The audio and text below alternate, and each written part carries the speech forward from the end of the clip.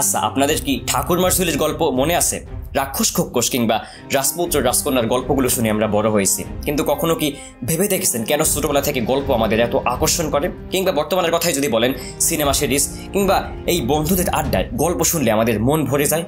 চলুন জেনে নেই এর পিছনের মজার কারণ ও বৈজ্ঞানিক ব্যাখ্যা। এই গল্পের প্রতি আমাদের আকর্ষণ সেই বহু প্রাচীনকাল আগে থেকেই। হাজার হাজার বছর আগে যখন মানুষ গুহায় বসবাস করতো, তখন মানুষ ভাষা না জানলেও গুহার দেয়ালে তারা ছবি এঁকে গল্প বলতো। ভাবুন তো, তখন হয়তো তারা বলছিল, আজকে গুহার বাইরে বিশাল একটি হাতি দেখলাম এবং তার পিছনে একটি ক্ষুদে শিয়াল দৌড়েছিল।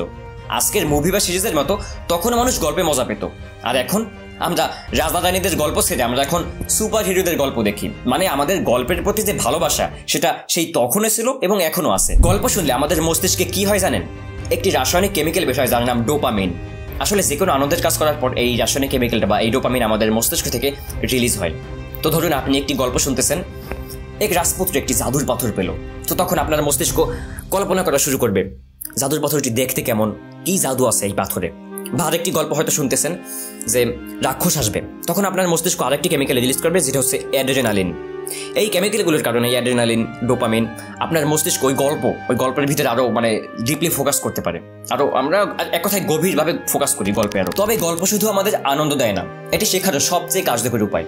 ধরুন আপনি বললেন সততা ভালো জিনিস, মানুষ এক কান দিয়ে শুনবে আর এক কান দিয়ে বের করে দিবে। কিন্তু যদি আপনি ঠাকুরমার ঝুলির গল্প বলেন, এক রাজকন্যা ছিল, সে মিথ্যি বলতো, আর একদিন এক রাক্ষস এসে তাকে ধরে নিয়ে গেল, তখন মানুষ মনোযোগ দিয়ে শুনবে।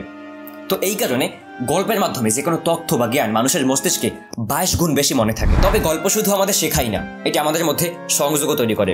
ধরুন আপনি আড্ডায় বললেন, ছোটবেলায় আলিফ লায়লার গল্প শুনে কি মজা পেতাম। আর পাশের বন্ধু বলে উঠলো, হ্যাঁ রে, মনে পড়ে সেই গল্পটা যেখানে বাঘ আর ছাগল একসঙ্গে কথা বলতো। আসলে গল্প শেয়ার করার মাধ্যমে আমরা মানুষ একে অপরের সঙ্গে আরো কাছাকাছি আসি। এ কারণেই গল্প ছাড়া আড্ডা অসম্পূর্ণ মনে হয়। তবে আজকের দিনে গল্প শুধু বিনোদনের মধ্যেই সীমাবদ্ধ নয়, ব্র্যান্ডগুলো তাদের পণ্যের গল্প বলে যেন আমাদের মনে গভীরভাবে ছাপ ফেলে। ধরুন একটি চকলেট কোম্পানি বলল, এই চকলেট একটি ছোট্ট ছেলেকে তার মা দিয়েছিলেন এবং সে এই চকলেট খেয়ে তার পরীক্ষায় টপ করেছিল। আর এমন গল্প শুনলে আমাদের মনে হয়, না, এই চকলেট তো আমাদের কিনতেই হবে।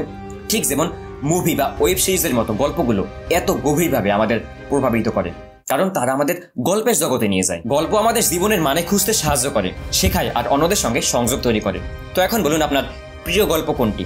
ঠাকুরমার ঝুলি, হ্যারি পটার, আলিফ লায়লা নাকি অন্য কিছু? কমেন্টে জানাতে কিন্তু ভুলবেন না। আর ভিডিওটি ভালো লাগলে একটি লাইক দিবেন আর সাবস্ক্রাইব করবেন।